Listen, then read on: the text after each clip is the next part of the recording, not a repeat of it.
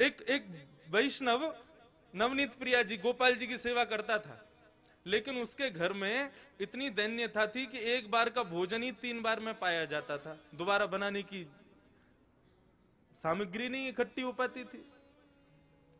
अब उसका कोई एक मित्र आया, वो पैसे वाला, उसने आकर के उससे कहा और भाई सब ठीक? बोले हाँ सब ठीक। बोले तुम्हारा दिन सुधर गए कि नहीं? बोले अब वैसे ही है भैया, क्या करें, एक समय रोटी बनती है, उसी से शाम तक का गुजारा होता है। बोले अच्छा तुम पूजा वूजा करते हो क्या? बोले हाँ। बोले किसकी करते हो? बोले गोपाल जी, नवनीत प्रिया जी, लड्डू गोपाल, इनकी पूजा करता हूं। हंसने लगा मित्र, इनकी सेवा करते हो? अरे ये भी बेचारे जब इनको पूतना मारने आई ना, स्तनों में विष लगा के, तो ये भी नेत्र बंद करके शंकर जी से मदद मांग रहे थे कि पूतना के स्तन के विष को तुम पी जाओ। अरे जो अपनी रक्षा स्वयं नहीं कर पाते, तुम्हारी रक्षा क्या करेंगे? इनसे बड़े शंकर जी हैं, शंकर जी को लिया तुम, उनकी सेवा शुरू कर दो। अब बेचारा मरता क्या नहीं करता, सब कर लेते हैं। शंकर जी ले आया दूसरे दिन, और नवनीत प्रिया जी लड्डू गोपाल जी को दूर एक जगह टेबल पे बिठा दिया। बोले तुम्हारी सेवा अब हो गई, तुमने तो कुछ किया नहीं, अब इनकी करेंगे हम। अब शंकर जी की पूजा उसने शुरू कर दी, खूब रुद्राष्टाध्यायी से अभिषेक आदि सब करने के बाद में अगरबत्ती जला करके और त्रिपुंड लगा लिया। पहले तो ऊर्ध्वपुंड लगा रहा था, अब त्रिपुंड लगा करके ओम नमः शिवाय जप करने लगा। अब जैसे ही आंख खोल के देखा तो जो उसने अगरबत्ती जलाई थी उसका धुआं उड़ करके गोपाल जी के पास जा रहा था। अब वो धुआं है, वो तो कहीं भी जा सकता है। अब जैसे ही गोपाल जी के चारों तरफ उसने धुआं देखा तो ठाकुर जी के पास जाके क्या बोलता है, इतने वर्षों से सेवा कर रहा था, तब तो मेरी नहीं सुनी, आज दूसरे किसी को ले आया तो चिढ़ के मारे उसकी अगरबत्ती भी खुद ही सूंघ रहे हो। और ठाकुर जी को बोला तुमको यहां बैठने ही नहीं दूंगा, अलमारी में बंद करूंगा। जैसे ही ठाकुर जी को इस भाव से उठाया, ठाकुर जी प्रकट हो गए वहां पर, चरणों में गिर पड़ा। बोले महाराज आपने आज तक मुझे दर्शन नहीं दिए, शंकर जी के आती दर्शन कैसे हो गए? बोले देख ये भेद बुद्धि मत रख, मुझ में शंकर जी में कोई भेद नहीं है, और शंकर जी आए इसलिए दर्शन दिए ऐसा भी नहीं है। तो बोले क्यों किए, फिर क्यों दिए दर्शन आज आपने? बोले कल तक तुझे ये नहीं लगता था कि मेरी नांग सूंघती भी है, कल तक तुझे ये नहीं लगता था कि मुझे भी जलन हो सकती है, लेकिन आज तेरे भीतर ये भाव आया कि मैं चैतन्य हूं, ये अगरबत्ती मैं भी सूंघ रहा हूं, मुझ में भी एक जलनशीलता आई है, मतलब मैं साधारण मूर्ति नहीं, मैं चैतन्य हूं। जब तेरे हृदय में ये भाव आया तो मैं पीछे क्यों हटूं, मैं भी प्रकट हो गया, मैं भी क्यों मूर्ति तक रहूं? जब तू ही मुझे इतना ऊपर पहुंचा चुका है तो मैं भी प्रकट हो गया। तो ठाकुर जी का दूसरा स्वरूप भागवत कहती है चैतन्य, उनमें सदैव वही भाव रखो, ये चैतन्य है। एक बार को मंदिर में विराज रहे ठाकुर में हमारी चैतन्यता का भाव रहता है कि नहीं ये ठाकुर जी हैं, इनके सामने बेल्ट नहीं पहननी, इनके सामने जींस नहीं पहननी, इनके सामने ऐसे नहीं जाना। लेकिन अपने घर के ठाकुर के सामने भी हम लोगों के अंदर चैतन्यता का भाव तो रहता नहीं। 2 दिन के लिए उदयपुर में महाराज किसी का ब्याह हो रहा है हमारे परिवार में, और 2 दिन के लिए जाना है पूरे घर को। 80-80 हजार रुपए के सबने कपड़े बनवाए अपने, सब लोग जाएंगे ठाकुर जी के आगे मिश्री रख जाएंगे। बोले हम तो जा रहे हैं उदयपुर, वहीं ब्याह में रहेंगे, थोड़ा आनंद करेंगे, आप मिश्री का भोग लगाओ। तुम रह लोगे 2 दिन मिश्री पे? नहीं रह सकते। सब लोग इधर देखो, सावधानी से एक बात बता रहा हूं मैं, इस बात को समझ लेना। ये 24 अवतार तो ठाकुर जी के हैं ही हैं, ये 25वां अवतार जो अर्चा अवतार है, ये ठाकुर जी ने क्यों धारण किया? हमारे घर में ठाकुर जी अपनी सेवा कराने के लिए क्यों पधारे?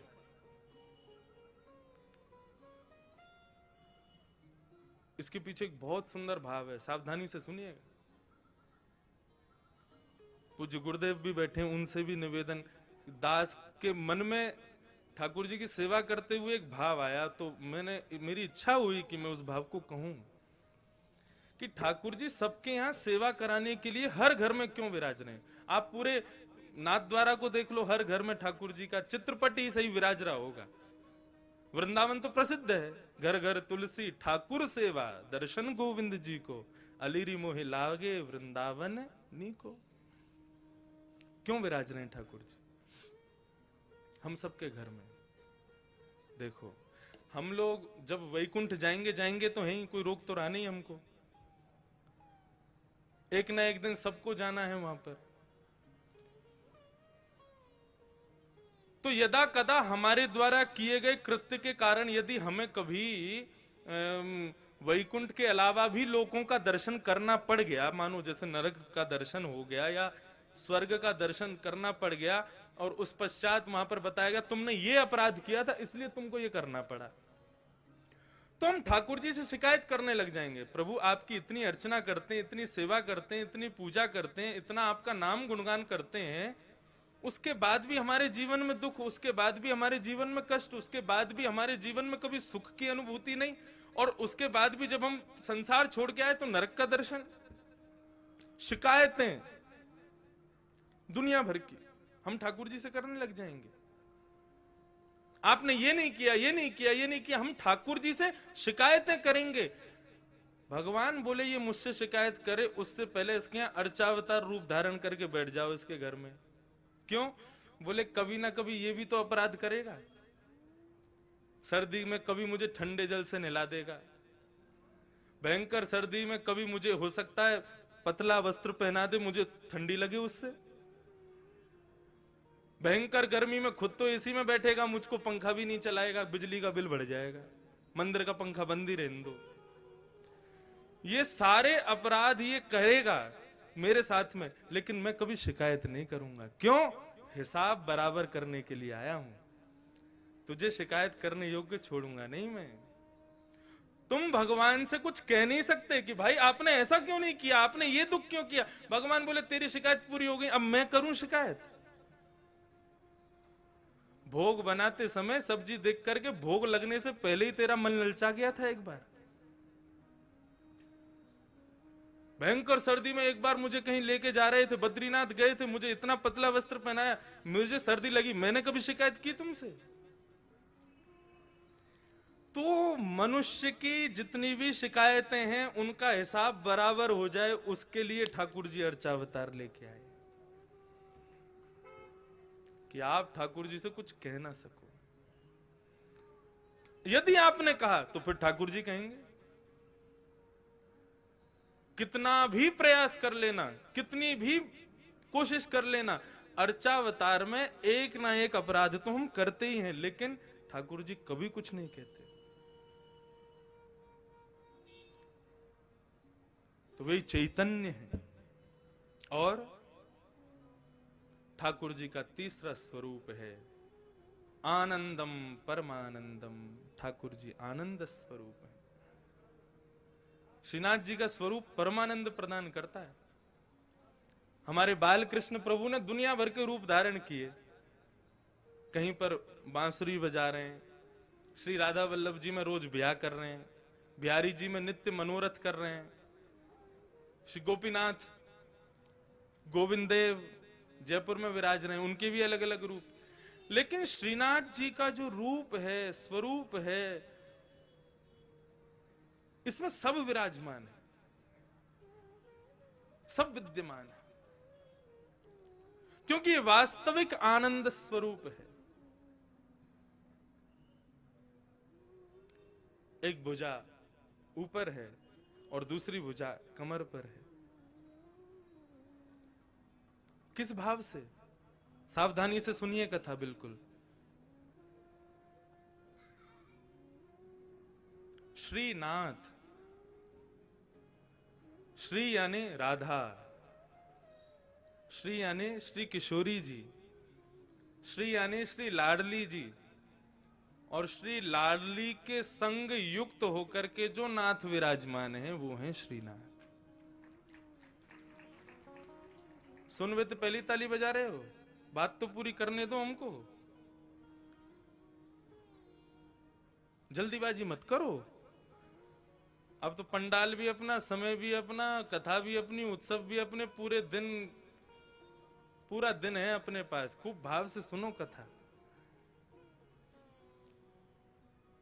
वृंदावन में जो दर्शन नहीं है वो दर्शन श्रीनाथ जी में है। कैसे? आप लोग सब बाहर से पधारे हैं, इसलिए मैं जो अपने गुरुजनों से, जो अपने बुद्धिजीवियों से जो मैंने सुना, तो मैं कह दूं यहां पर। वृंदावन में किशोरी जी ठाकुर जी के बगल में विराज रही है, और स्वरूप में नहीं है, केवल नाम के रूप में श्री राधा रानी विराजती हैं वृंदावन में।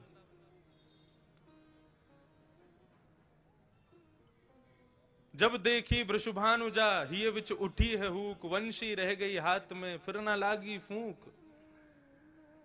वृंदावन में श्री किशोरी जी अपना स्वरूप नहीं दिखाती। क्यों? क्योंकि एक बार ठाकुर जी मुरली का नाद कर रहे थे, तो एक मयूर मोर नृत्य करता हुआ ठाकुर जी के सामने आया और ठाकुर जी को इशारा करने लगा, चलो हम आपको किसी से मिलवाने ले चलें। भगवान बोले किससे मिलवाने ले चलो? चलो तो सही। लेके गया तो एक कुंड में एक गोपी सरोवर कुंड का जल भर रही थी, तो मयूर इशारा करता है, इनको देखो, इनसे मिलवाने लाए हैं। भगवान बोले कौन है? मयूर बोला खुद ही देखो। अब ठाकुर जी खूब उमड़ घुमड़ करके वेणु बजा रहे हैं, ऐसे ऐसे तान बजामे कि भाई ये घूम के गोपी देखे तो इसका चेहरा दिखे। लेकिन वो गोपी अपने कार्य में व्यस्त थी। लेकिन जैसे ही कार्य पूरा हुआ और जैसे ही उसने गागर में जल भर के जैसे ही अपने मस्तिष्क पर धारण किया और कार्य पूरा करके जैसे ही पीछे मुड़ी ठाकुर जी की ओर देखा, तब ये पद गाया। बोले जब देखी वृषभानुजा, वो कोई गोपी नहीं है, श्री राधा रानी है। जैसे ही उनका दर्शन किया तो ठाकुर जी बंशी बजाना भूल गए। मतलब उंगलियां तो नर्तन कर रही हैं लेकिन फूंक नहीं निकल रही हृदय से, इतनी सुंदर श्री किशोरी जी। तो जैसे ही देखा कि भैया ये वेणु, ये क्या वेणु पे केवल उंगलियां घुमा रहे हैं, बजा क्यों नहीं रहे, तब किशोरी जी को लगा अरे हमारे स्वरूप में मोहित हो गए। सो किशोरी जी ने घूंघट कर लिया। तब से आज तक श्री लाडली जी वहां घूंघट करके बैठी हैं। क्यों? बोले यहां पर भक्त दर्शन करने आएंगे ठाकुर जी का, और यदि मैंने घूंघट ऊपर कर लिया तो ये तो मुझे देखते रहेंगे, भक्तन ने तो देखेंगे ना। तो यहां हमारी श्री किशोरी जी घूंघट करके बैठी हैं। लेकिन नाथद्वारा में किशोरी जी कहां है? नाथद्वारा में लाडली जी कहां है? ये जो स्वरूप है ये श्री लाडली जी का है, एक स्वरूप नहीं है श्रीनाथ जी। ये दोनों स्वरूप जब प्रेम में उन्मुक्त होकर के एक हो गए, तब श्रीनाथ स्वरूप प्रकट हुआ। अपनी पूर्ववर्ती कथा में भी मैं बता रहा था कि जब रास करते हैं ठाकुर जी, तो दोनों के अंग का स्वरूप क्या होता है? बोले श्री किशोरी जी तो ऐसे नृत्य करती हैं, ये भाव है उनका, ये सदैव ऐसे ही नृत्य करती हैं। और श्री ठाकुर जी दोनों श्री विठलनाथ के रूप में, जैसे दोनों कमर पर हाथ रख करके और इस प्रकार से ठाकुर जी नृत्य करते हैं। कभी आप रासलीला देखो तो कान्हा मोर बन आयो, कैसे आवे? यूं ही तो आवे, अपने कंधे पे हाथ रख, अपने कमर पर हाथ लगा के। तो ठाकुर जी ज्यादातर नृत्य ऐसे ही करते हैं। अब नृत्य करना नहीं आता, नहीं करके बता देता मैं। अब भाव यही है कि बार बार ठाकुर जी नृत्य करते करते ऐसे ही हो जाते हैं, और श्री किशोरी जी ऐसे ही नृत्य करती हैं। एक दिन किशोरी जी जब नृत्य कर रही तो ठाकुर जी बोले आज तो आप बहुत ही सुंदर लग रही हो, तेरो मुख नीको कि मेरो मुख किशोरी राधे। ठाकुर जी दर्पण देखें, दर्पण में किशोरी जी, जब ठाकुर जी और किशोरी जी दोनों देखें तो ठाकुर जी कहें अच्छा लाडली जी यूं बताइयो, तुम्हारो मुख सुंदर है कि मेरो मुख सुंदर है? किशोरी जी कहें जा प्रकार से अमावस्या में पूर्णिमा को चंद्रमा खिल जाए तो पूर्णिमा के चंद्रमा को देखवे के काजे सबन की दृष्टि व काली अंधियारी को भी देखे, वैसे ही आप हो। बोले आप तो ऐसे कार्य हो, आपको कोई देखो तो चाहे ना। लेकिन हम जब गौरांगी अपनो पूर्ण रूप लेकर के आपके बगल में विराज जाए ना, तब लोग आपको देख लें हमारे मारे। ऐसा ठाकुर जी के संग विनोद करें श्री किशोरी जी। तो उस दिन ठाकुर जी बोले आज तो आप बहुत ही सुंदर लग रही हो। राधा रानी बोली हम तो सुंदर हैं ही हैं, बता का रहे। ठाकुर जी बोले लेकिन हमारी इच्छा है रे कि आप हमारे सन्निकट आ जाओ, आप हमारे नजदीक आ जाओ। किशोरी जी बोली देखो ये सब सखियां नाच रही हैं, सब नृत्य कर रही हैं, सब रास कर रही हैं, अब हम इन सबन के सामने आपके समीप आमे ना तो हमको न कष्ट हो गए। सो किशोरी जी तो आमे नहीं, ठाकुर जी बार बार ऐसे नाचते नाचते उनके बगल में पहुंच जाएं कि हमारे पास आमे। लेकिन ललिता, विशाखा और श्री यमुना, इन तीनों के हृदय में यह भाव आया कि ठाकुर जी की बड़ी इच्छा है रही है श्री किशोरी जी के आलिंगन की, हृदय से लगावे की, लेकिन हम लोग उनके संकोच के मारे कर नहीं रहे। सो तीनों नृत्य करते करते वहां से अंतर ध्यान हो गए ताकि हमारा संकोच दूर हो जाए, हमसे जो संकोच है वो दूर हो जाए। जैसे ही तीनों वहां से प्रस्थान किए, ठाकुर जी ने और श्री लाडली जी ने देखी अब कोई ना है, अब तो समीप आ जाओ हमारे, आपको स्वरूप इतना बढ़िया मनमोहक लग रहा है। सो किशोरी जी तो ऐसे नृत्य करते करते और ठाकुर जी ऐसे नृत्य करते करते जैसे ही आकर के आलिंगन कियो है, सो आधो स्वरूप तो श्री किशोरी जी को और आधो श्री ठाकुर जी को श्रीनाथ रूप में प्रकट हो गए। बोलो श्रीनाथ प्यारे की जय। आप कभी गर्मी में यहां आना, मैंने तो अनुभव किया है, ठाकुर जी की जो उठी हुई भुजा है वो श्री राधा रानी है, और उस भुजा को जब आप देखेंगे तो उस भुजा में आपको गौर वर्ण का दर्शन होगा। अभी तो ठाकुर जी ने पूरा अंग ढका, केवल मुखमंडल दिखाते हैं, लेकिन कभी गर्मी में आप आओगे तब ठाकुर जी के श्री अंग का दर्शन कीजिएगा, आपको श्री किशोरी जी भी दिखेंगे। तो आधा भाग श्री लाडली जी हैं और आधा भाग श्री ठाकुर जी हैं, दोनों के रूप एक हुए तब श्रीनाथ प्रकट हुए। हमारे ब्रज वृंदावन में तो फिर भी राधा रानी ने थोड़ा सा दूर रह के बैठी हैं, लेकिन यहां तो एक में ही बैठी। और यहां आए कहां थे, कहां से आए, हमारे यहां से ही तो आए, हमारे ब्रज से ही तो पधारे। कल यहां पर प्रेस कॉन्फ्रेंस हो रही थी तो हमारे प्रेस के सब भाइयों ने हमसे पूछा